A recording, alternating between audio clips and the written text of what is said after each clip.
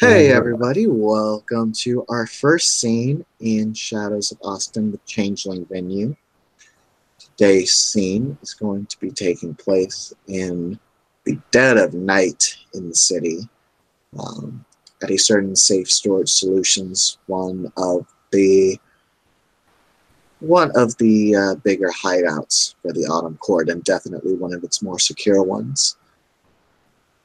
One of the newer Autumn courtiers, Lillian, is curious about this spot. She hasn't really been there before, and now that she's properly a member of the court, our new little spider wants to go and investigate and see what's up. All right. So Rourke is he's not exactly pacing, but he's kind of just like outside, kind of walking around the perimeter. Almost like seems like he's enjoying the night air. And he's out there when Lillian approaches. He's about 5'7". Um Pretty average build. He's not super muscular or anything.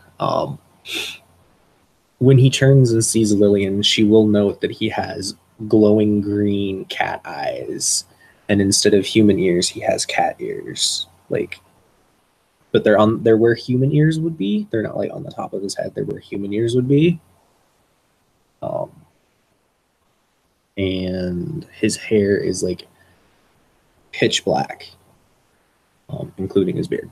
So he will see Lillian and walk over towards her because presumably he can see she's a changeling too.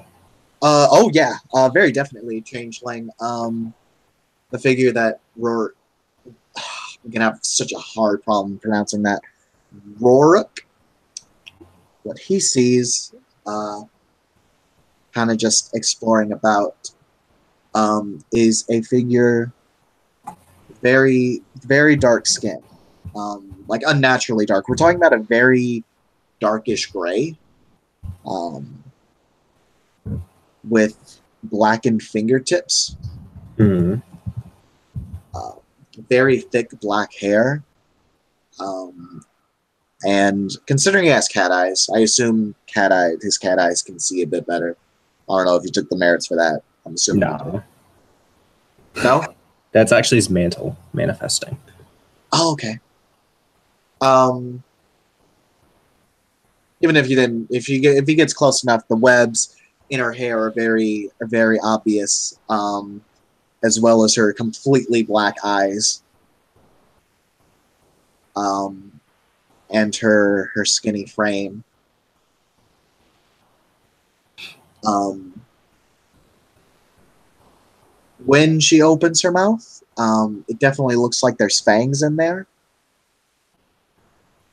Okay. So Rourke he'll approach and he'll say, Lillian, is it? I saw you at the Autumn Court the other day. You were swearing in? Oh, yes. Hello. Should I say, my lord? Does that work? Do we do that here? I don't He know if we do that here. he just smiles and shakes his head. We're not that formal. Come on, come inside. We can talk better. We can talk more freely inside. Okay. And he'll just lead the way into like his office or wherever, so they can have a bit more private place to talk. His office is like just kind of a very clean kept sort of workspace. It's got a desk, no computer, but it's got like a bunch of books and ledgers and stuff. There's not really any personal effects on the wall, um, and it just kind of seems a little cold, honestly, a little clinical. But there's chairs, so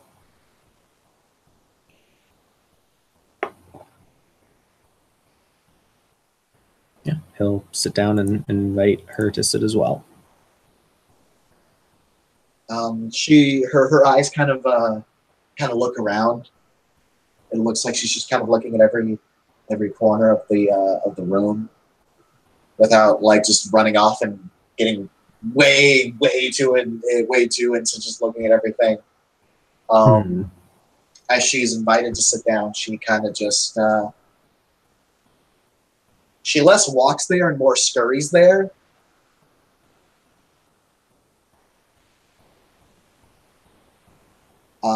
It seems like her limbs are pretty. Even when she's sitting still, like she's still doing like you know how people have that nervous leg shake. Hmm. She's doing that. Like there's always at least one limb moving on her at any given time. Okay. And Rourke just smiles, and leans back. He's like he's not just sitting in the chair, like he is lounging in the chair. Um, and he just says, "So, how are you finding the Autumn Court so far?" Um, it's I really like it thus far. She'll kind of push her. I hope I fit in here nicely. Well, what do you want to get out of your time in the court? I suppose is a good question to ask. Um,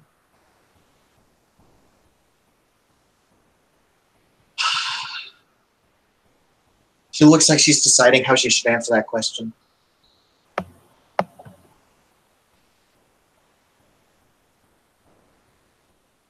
I would like to find myself here. And I know that sounds stereotypical, but please stay with me. Um,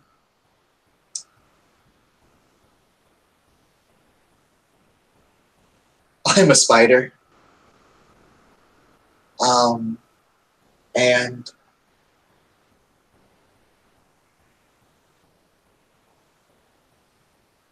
I want to see what I can do with what I have right now. And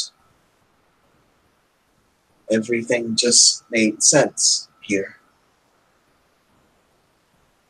It just felt right. I don't know how else to necessarily explain it. And he Oh, nods. you didn't Sorry. ask why. You asked me what I wanted to do. Sorry, tangent. He just nods and he says, "Everyone has their own reasons for coming to the court. How how do you feel about fear? It's an important question." Well, I'm nervous right now. Just kind of nervous laughs. Hmm. Though I suppose I she'll kind of just take a deep breath.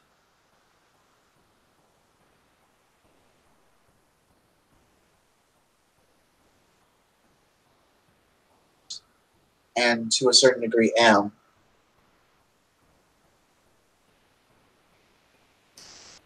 The Sorry, I missed. phobias of the world.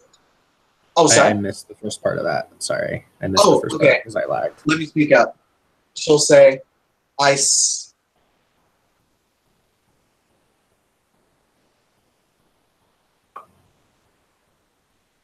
I have traits of and possibly just am the object of one of the most common phobias in the world.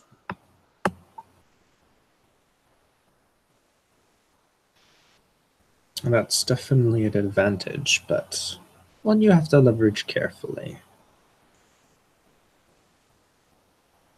Right. And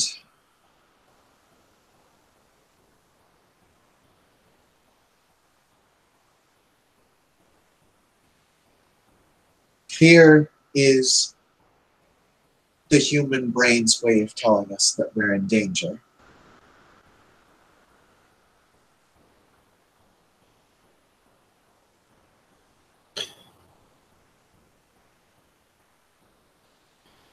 He nods and he says, "That's a very good response. More coherent than most newly escaped lost.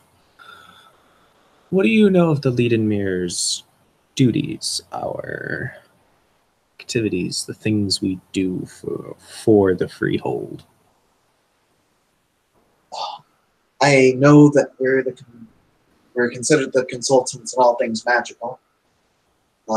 If something strange happens, it's down to us to look into it. At least on paper. Good, it's true. We also serve as, I would say, wardens in some ways.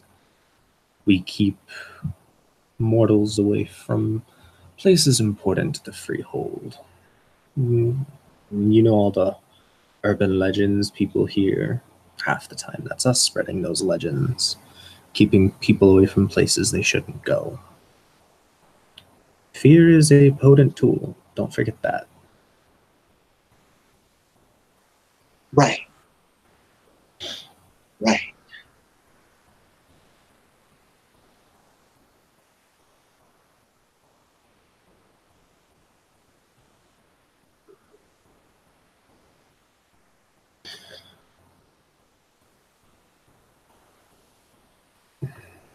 He kind of tilts his head from side to side for a minute, like he's almost like he's thinking, and one of his ears twitches.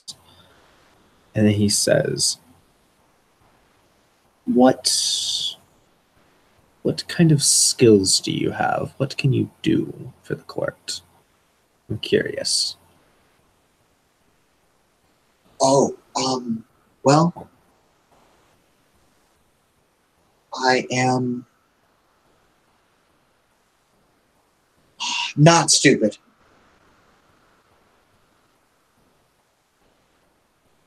I was raised,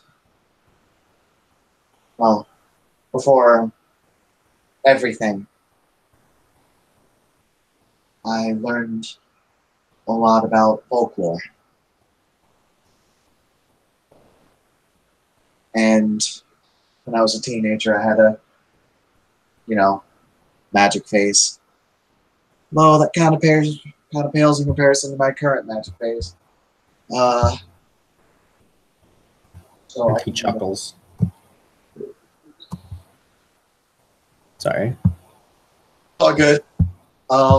She'll continue on and say, ah, I'm also very good at making things. Um, I typically sew and tailor most of the time, make costumes, but I've learned how to do other things over my time, so I can do that.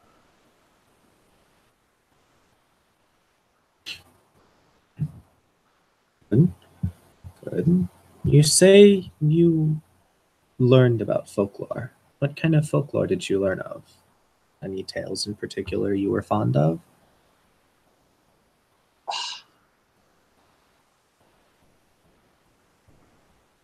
Tales that I'm fond of. Okay.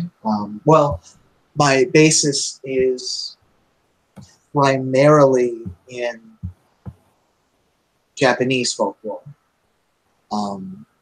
But I have learned other things.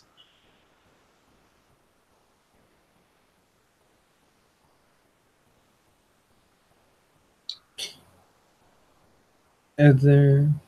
Hmm. Can you tell me about one of these Japanese folk tales? I'm curious. In exchange, I'll tell you one of the Autumn Court's legends, perhaps. Give you a little bit of our worldview.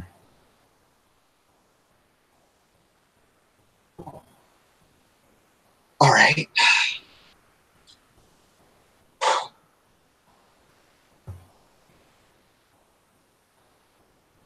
Have you ever heard of the Jorogumo? I can't say I have. Well,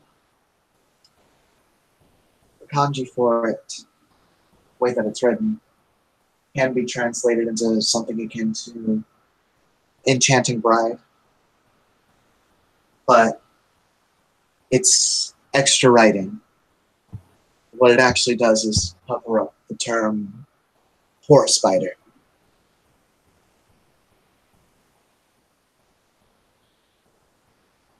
Interesting. What do the Jurokumo do? He kind of looks at her like he's seeing if he said it right. She'll nod and she'll say, they shapeshift into beautiful women and they seduce men so that they can drag them to their hideouts and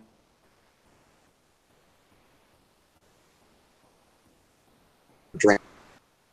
There was once a man who, sitting on a log, simply fishing, and he had taken a break so that way he made a food. As he was eating, his hand happened to drift on his seat, and he found a spider web on it. He took it as nothing and wiped it on one of the stumps next to him. Soon thereafter, the stump was ripped out of the ground and yanked into a cave.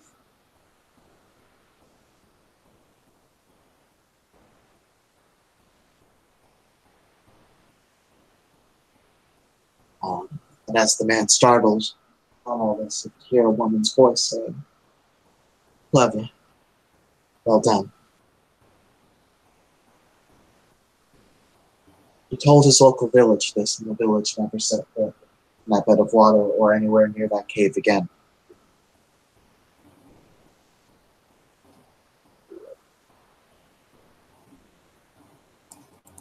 He nods. A good tale. Classic cautionary folk tale.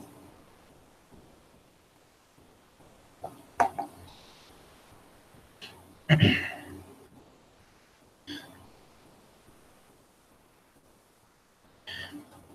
ever heard of the first Autumn Queen?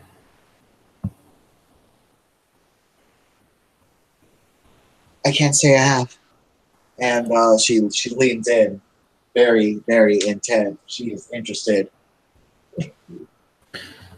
The first Autumn Queen wasn't what you would expect from a member of the Leiden Mirror. She wasn't strong, she wasn't swift, and she wasn't very frightening. She was a little soft thing, whose flesh and bone hands were replaced with clay after she was taken by the others. She had to be careful not to damage them, for they were clay. So all her tools and her toys and her weapons were clay as well, things she could handle with magic needed into them. But she was still the Queen of Autumn, and you'd be right to fear her anyways. When the four hunts began, Clay Ariel said, "I'll search out Autumn," and she set out with nothing more than the clothes on her back and a little smile on her face. She came back with the bargain and the contracts of fear. Now, what could a little soft girl have done to earn the respect of the season of fear of dying things? How did she get picked over the murderers, the doomsayers, and the warlocks that set out on the same quest? We'll never know. And that is a very important lesson at the heart of the Leiden Mirror's teachings. Never take anything for granted, and never judge by someone's appearances. And he leans back.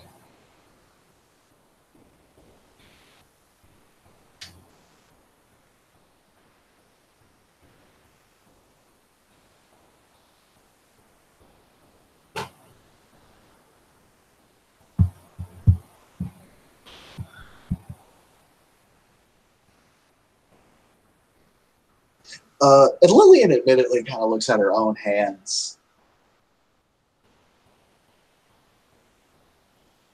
Kind of rubs them, and she imagines them being made out of clay.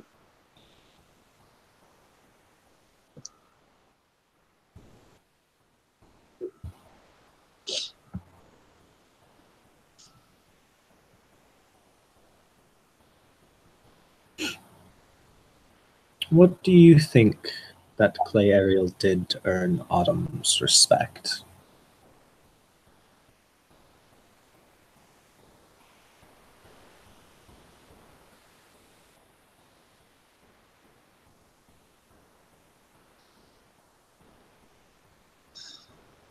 She thinks on this.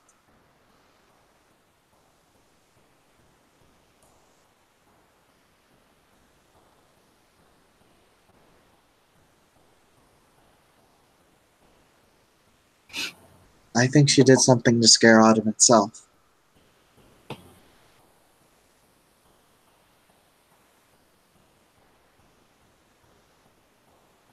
He nods.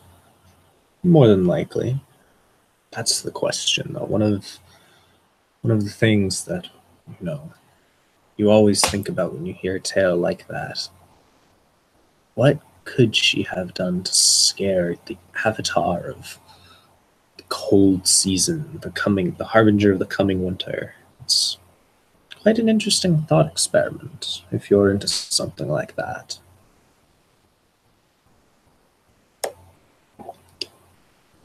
She will nod in agreement. When she nods, there's just, even though they're inside, a little like gust of cold wind goes through the office, and a couple of like gold and brown leaves flutter through and swirl around the office for a little bit.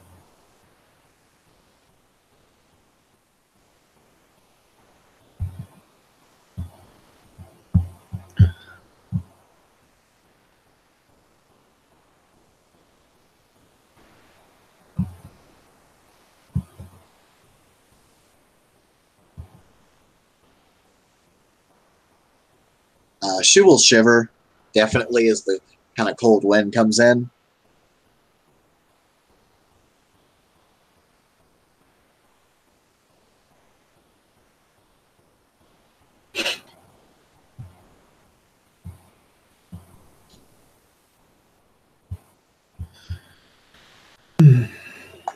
It's definitely good to meet you.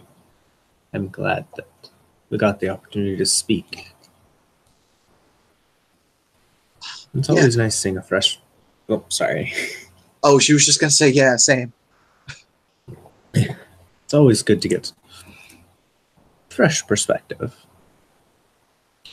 Do you have any plans, anything that you're planning on doing in the city that might need some assistance?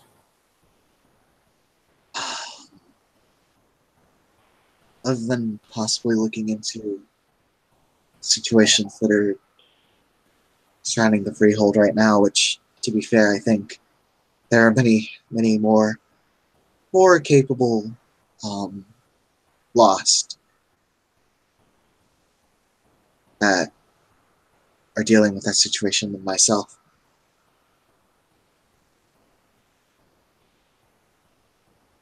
He nods and he says, "Do you have a motley yet?" No, I don't.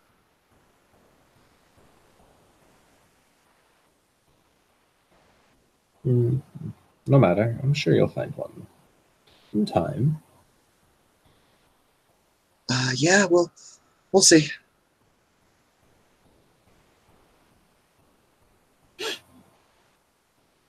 He leans back in his chair and says, "Keep in mind that you're always welcome to use the business's services. Need something stored, we can handle that for you. But it's also, well, you saw the cemetery outside. It's a good place to go practice your skills. A lot of the young kids, well, I say kids, but they're more teenagers. They like to play at testing their bravery, braving the cemetery at night, that sort of thing, trying to summon ghosts. And he rolls his eyes when he says that.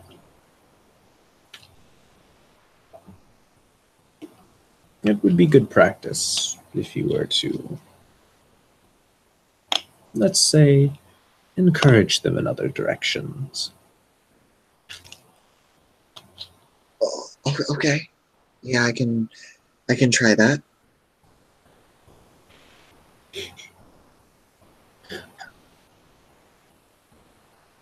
He smiles.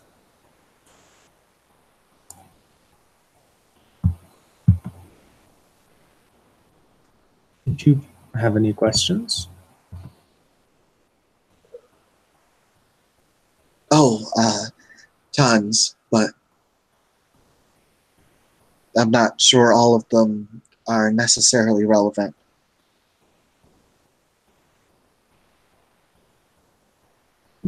Pick one. So, are you? How should I say this? Is there preference giving to the ability to scare others, or the ability to use magic? Since they're not, they do go hand in hand to a point, but there is a bit of a branch off. That depends on your own individual proclivities, but it's always good to have at least some basic proficiency in causing fear. It's one of the best ways to harvest glamour, after all.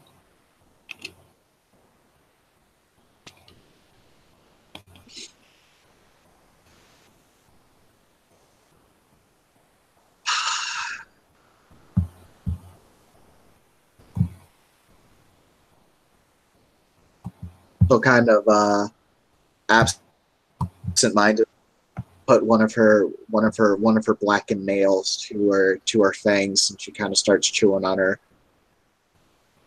Just kind of starts chewing as she kind of starts trying to think of other questions. And she's obviously going through the stupid questions first. Mm-hmm.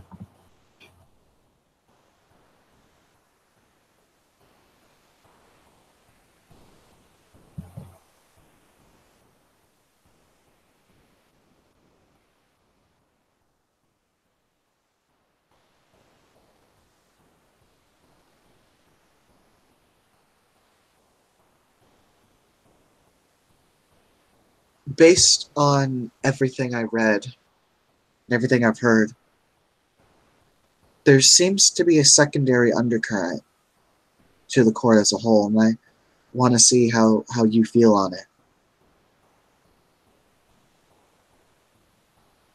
He just inclines his head for her to continue.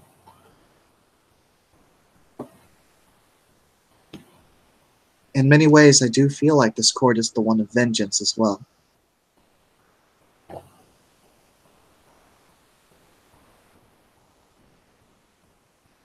He thinks, tilts his head to the side.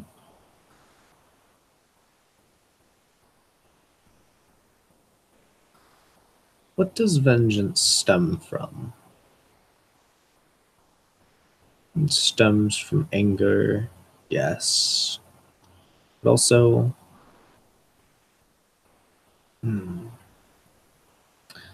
let's say it does come from fear in some ways, and who better to avenge the wrongs that you've suffered than a witch or some ancient warlock? There are plenty of stories of situations like that. I would say that this is a fair assessment.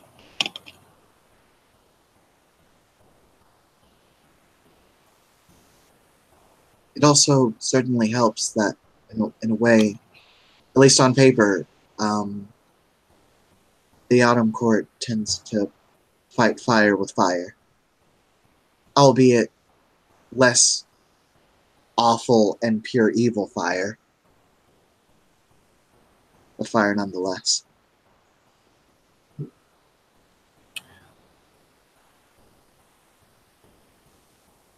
I wouldn't say that it's fighting fire with fire. It's simply hubris is a flaw to which even the good folk are vulnerable. One thinks they know their own laws so well that you can simply trick them into breaking one, and they won't even see it coming. It's simply a pragmatic choice. All right.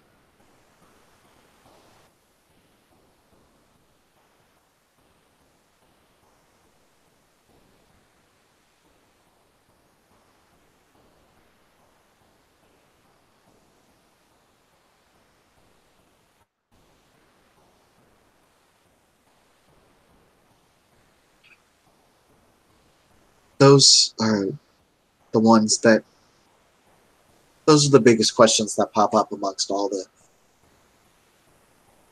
silly ones. He nods. If you have any other questions, I'm usually here.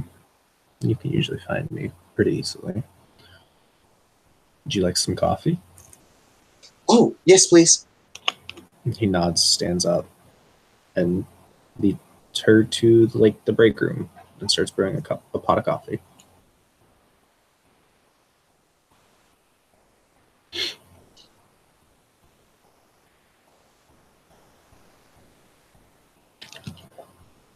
What did you think of the other courts?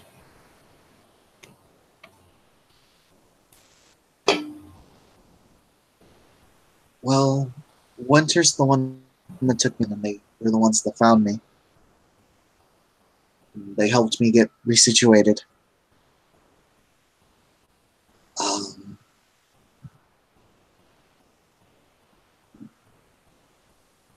so there is a certain amount of respect for them.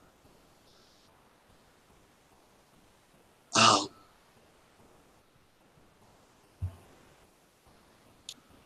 Summer, it makes sense.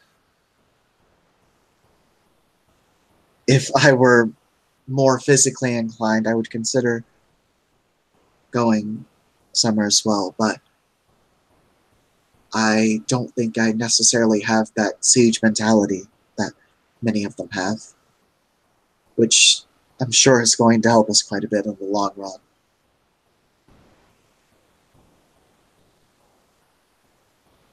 I don't understand Spring. I will never dispute the place that they have, but I don't understand why they're. I don't understand the mentality. I don't understand the methods. It doesn't make sense to me. The blind man doesn't care if he's blind, if his belly's full and he's warm, as I feel the way that they look at things. I've never had much dealings with the Spring Court, but from every interaction I've had, that's the impression I get.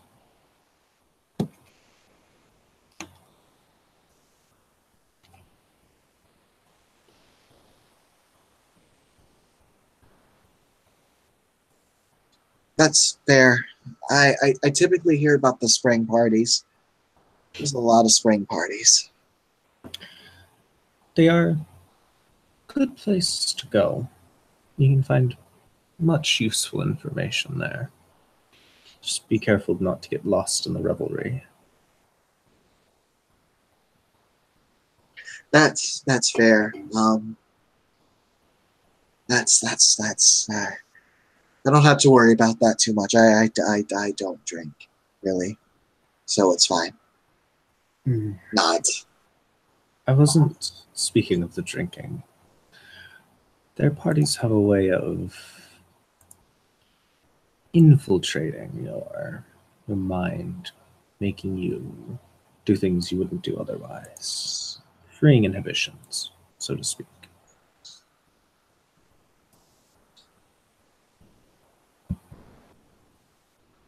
Lillian kind of looks a little confused at that and kind of. Oh, has she been given the coffee yet? Yeah, he was like pouring a cup of coffee as he was talking. Okay. Has she been given the cup? Yes. Okay. As she like leans in, Rorik finds out that yeah, she drinks coffee like a mad woman. She downs like half the cup like immediately. Okay. She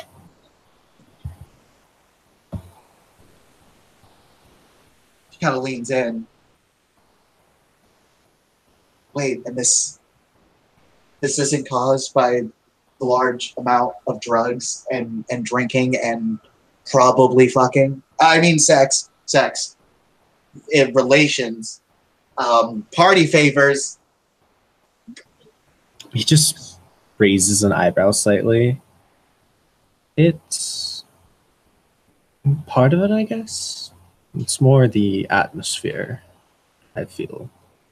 I tend not to go to their parties unless I'm explicitly invited. Oh, all right. I had a bit of an altercation once, and well, wasn't a very good experience. Oh, I'm sorry to hear that.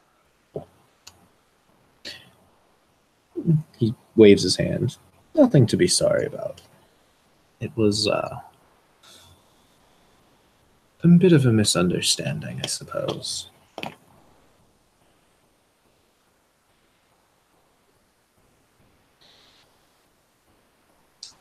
Okay. Well, I hope it's fine now. I suppose it is. I don't even think the person in question remembers the incident, but I try not to push my luck. Still not. I understand. All right. Well, okay. No, I technically don't because that was your business and yours and yeah. Yep. This is really good coffee. I'm glad you like it. And Kim, we are at the Safe Storage Solutions Autumn Safe House. Whenever you're on the intro. Yep. Oh, side note, Joy. Homegirl didn't put anything in that coffee. That was black coffee. Kim? The fucking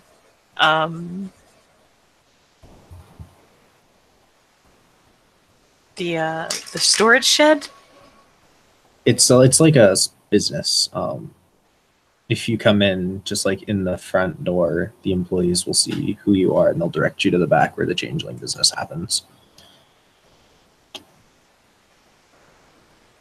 Alright, I guess that's what happened. I guess that's what's happening then.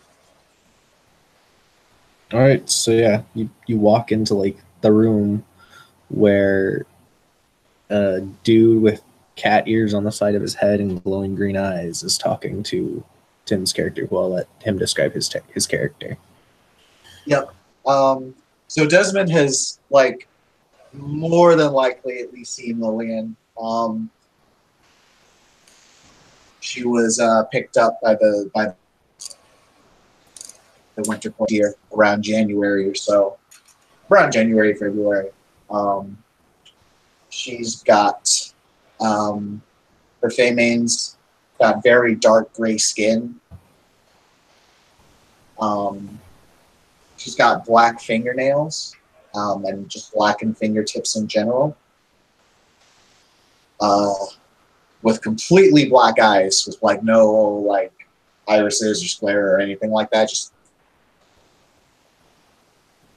pure black. Her hair is extremely thick, and there is just a lot of webbing all up in it, all tangled in it. And she is skinny as fuck. And she is the definition of nervous energy.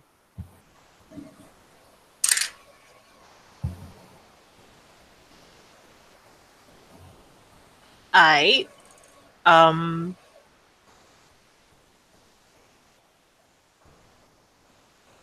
Okay. Oh yeah, because I gotta actually fucking describe this bitch now.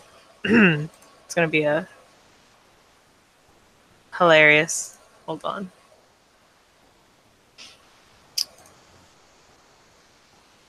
So his hair's kind of long.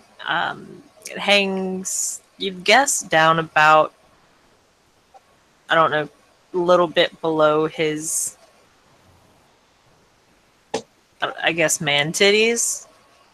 Man titties be the case? Yeah, below the man titties. But it is pulled back into kind of a loose ponytail, as you can see here in the picture, until I get my commission done. Shall be hopefully soon. Um, it's primarily black. I would call it salt and pepper if his hair wasn't gray instead of Snow White, or if his hair was gray instead of Snow White. He's definitely got more black hair with a smattering of kind of like the Snow White strands of hair kind of going through it, much like one who's graying, but you know, most don't do Snow White. They're kind of like a grayish white. He's got a crown on because he the Winter Monarch boy. It's very much like the Lotro ring or Lotro elven crowns. Very less of a like a big formal crown and more of kind of a circlet, if anything. Mm-hmm. But instead of the silver, it actually looks like it's made out of very thin onyx. That has looks like it's been left in a freezer, so it's kind of got the frosted layer over it. You know, a kind of layer of frost around it.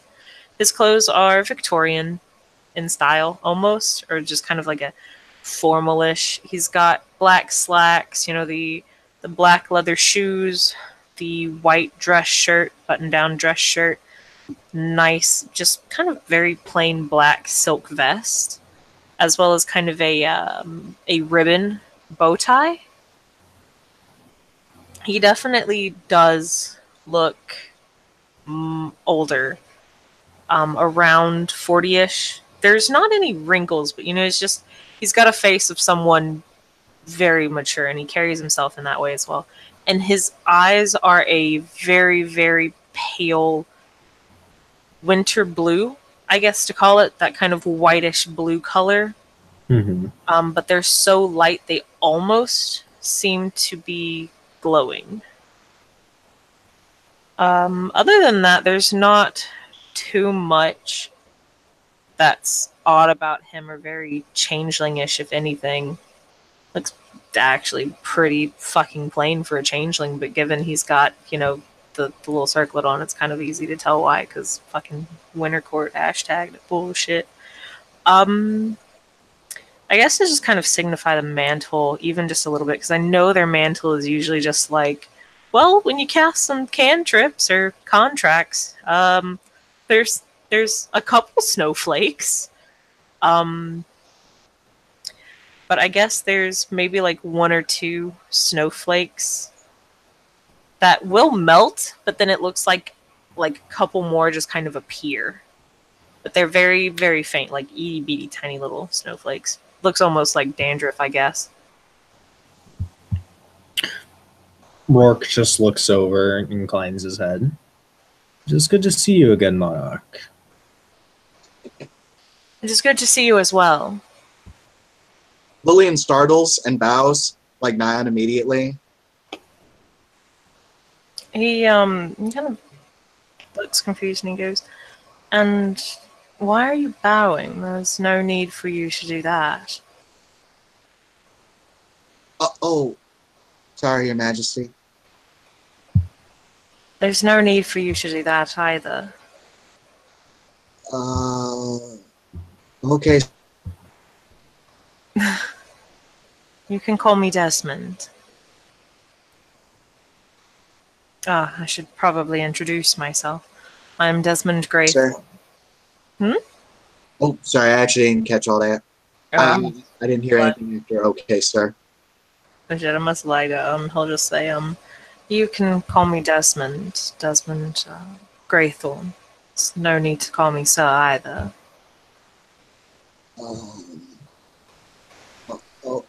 Okay, okay, okay, Desmond. He smiles and inclines his head.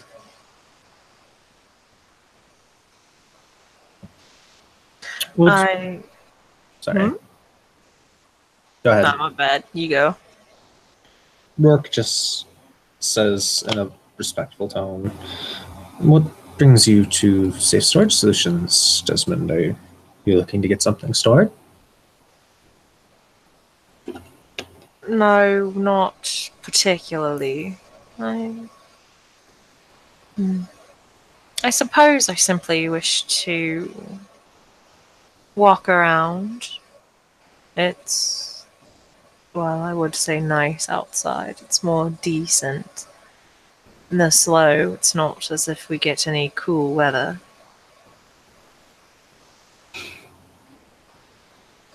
It is a rather warm autumn, I'll admit.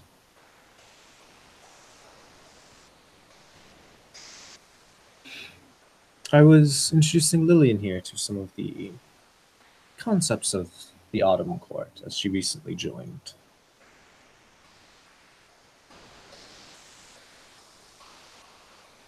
He'll kind of smile and nod and say, "Ah, well then I shall simply become a wallflower and allow you to continue. I have no wish to interrupt such a thing."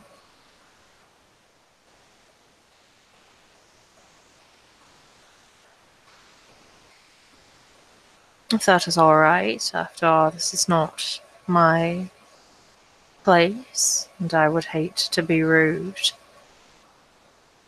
Rourke just half smiles and says, "If that is your choice, then I will respect it, but you are welcome here today."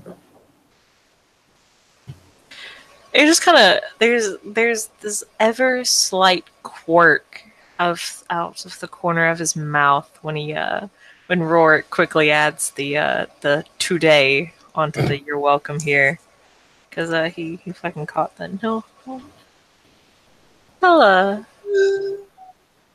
nod and say understood. But do please continue. Lillian's looking at the corner, really wishing that she was a spider that's chilling in the corner right now.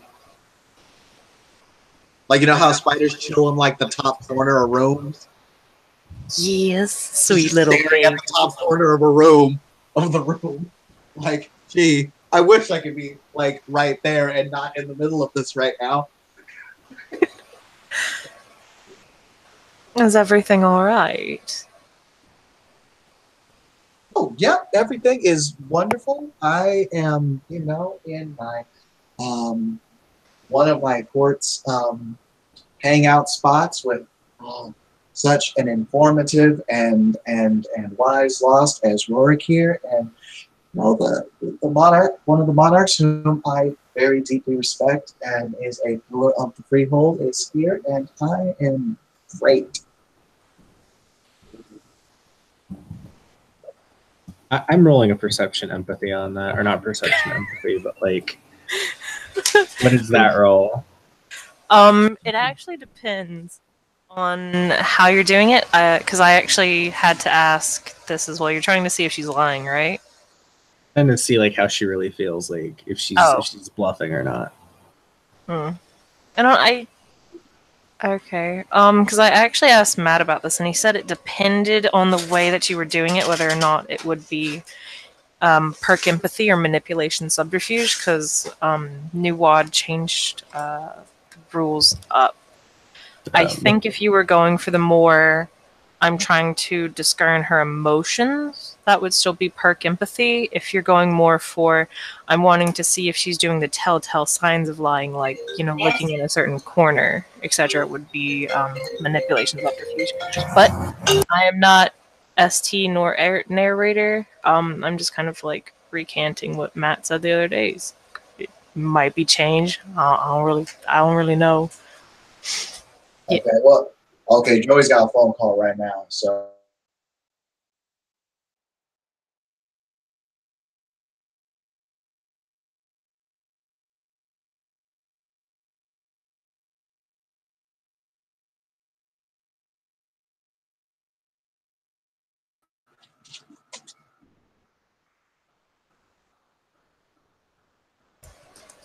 Oh, snap.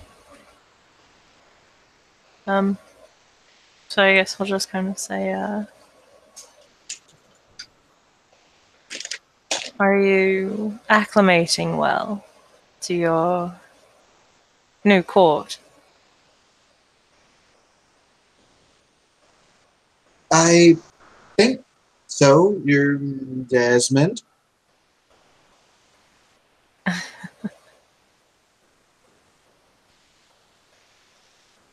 I am glad to hear that. I'm back now, sorry. It's all There. good. He's just watching Desmond and Lillian talk. Oh yeah. If you did want to roll on Lillian, you want to see if her words are false, or like her emotions are false. Like, what do you want to actually see through here? Like her emotional state, that sort of thing. We can go for wit sympathy then, since emotions is a specialty for empathy. Okay.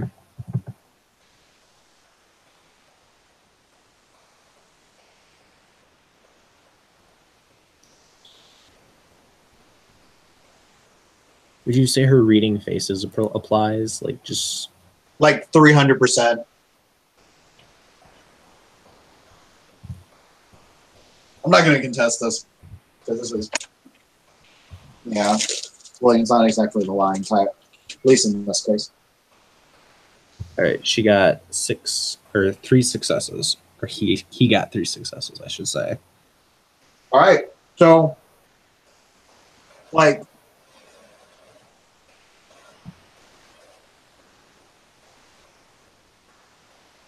any monarch can be nice and pleasant. That doesn't change the fact that they're a monarch. Also, Rourke is scary as fuck. You literally built him to be scary as fuck. I know. He may not be rolling dice, but, and, like, the fact that he's pleasant, like, there's no hint of dislike there, but it's... Actually, I have the perfect way to define this. Do you know the feeling that you get when one of your parents meets up with one of your teachers? Not during, like, a parent-teacher conference or anything like that, but, like, just in passing, and they're just talking, and you're just kind of there? Okay. Yeah, that. So, one side of his mouth kind of quirks up in a half smile as he's kind of looking at her, kind of reading how her body language and stuff, and her face, and kind of getting this information. And then he turns to Desmond. Would you like a cup of coffee? Mm.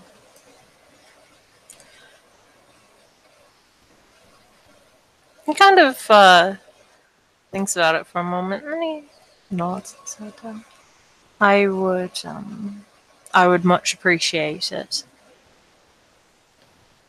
He kind of nods and says, your accent, it sounds familiar. London? As he's brewing another pot of coffee. Originally. I was from London as well. It's good to meet someone from home.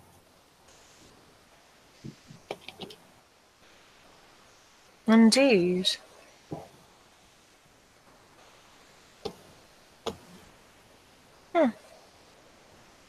kind of nods, like, not bad. He pours 3 cups of coffee because another one for him, a refill for Lillian, and a cup for Desmond. That's a good And call because Lillian killed her cup of coffee already. I figured. Hands the coffee out and just takes a sip of his. And when he takes a sip of his, you know how like when cats are like you're petting them or something and like their eyes kind of go half closed? That's kind of the look he has when he takes a sip of his coffee. Coffee is love. Coffee is life. Legit.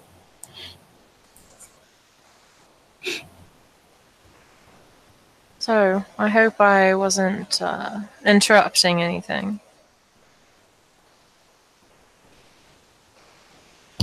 Oh, we were just talking. It wasn't anything of importance. Is that so? Kinda looks a little curious and said, because I thought there was something mentioned of you beginning to instruct Miss Lillian here in the ways of the Autumn Court. I wouldn't say instruct, but simply talking about her views on things and my views on things. He nods. That is still important, is it not? That depends on where you're standing.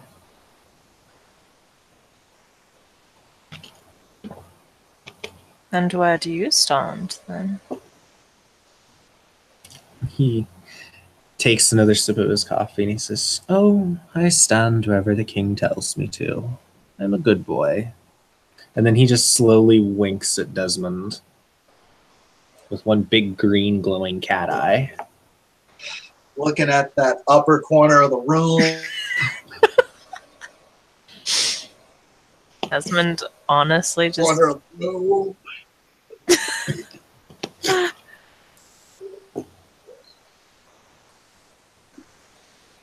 Desmond just kind of nods and is like, "Aight," and says, "Of that I have no doubt."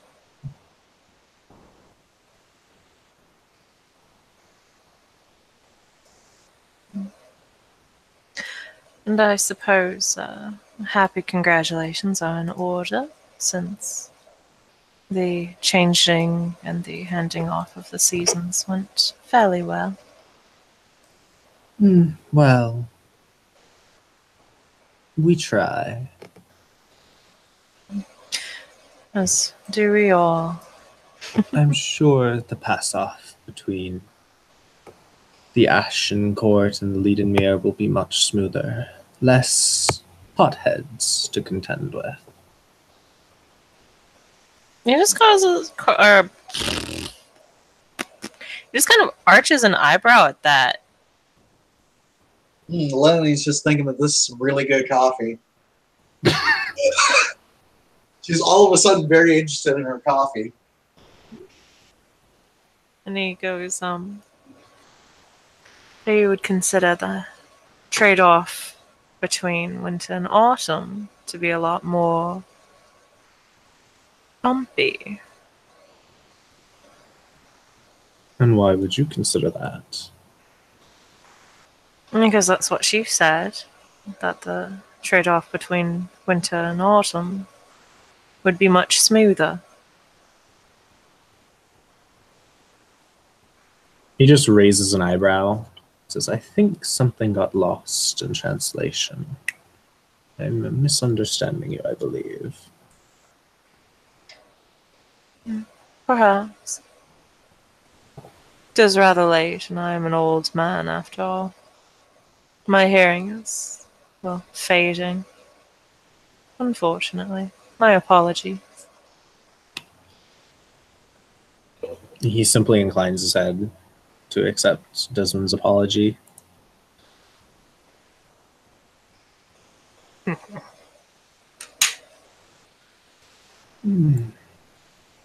As you say, it is late. and I would get Lillian here home safely, but is there any other business you wish to speak with us about? Hmm. He kind of thinks for a second. Lord Desmond? Ah, please. Desmond is fine. He Ah. nods. But, unfortunately, no, there's nothing that,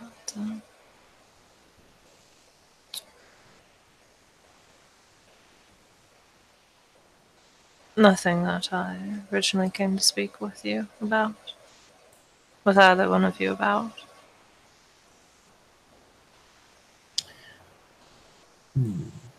Very well. If you have need of my services, my door is open. And he smiles. He nods. But it is late, and I would retire soon. I would not wish to keep you, or Miss Lillian. And he looks over at Lillian, kind of like just half glances over at her to see how she's doing. That corner looks so appealing.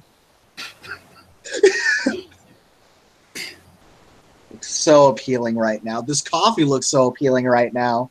This table looks so appealing right now. Come on, you're not even doing anything bad. He sees it. He sees it. Would you like me to walk you to your vehicle, Lillian? Oh, yeah, sure. That would be very much appreciated and gentlemanly and such. Elsa, yeah. Just a right, a right catty London gentleman, right? Yeah, that's that a thing? I don't think that's a thing. Making a thing. It's a thing now.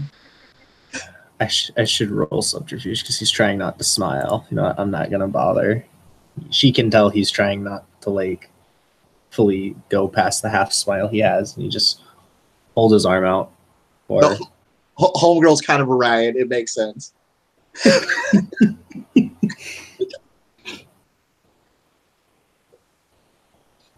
Oh, I'm sorry. You said he held her hand out to her? yeah, he held his arm out to her, like Held his arm you out to know. her. She will. Yeah. She will take his arm.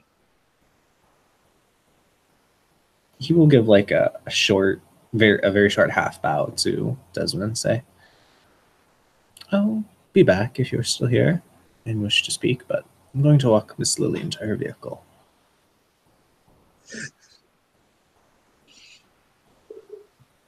No, it seems that I should be off as well. My apologies if I cut your conversation short. No, not at all. Good luck and good evening. And you as well. All right. And if everybody's good, I think we can end our scene with everybody leaving, go their own separate ways. If everybody's cool with that. Yep, sounds good to me.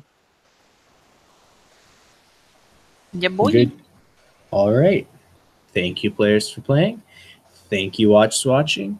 And I hope everyone enjoyed Shadow over Austin's first Changeling scene.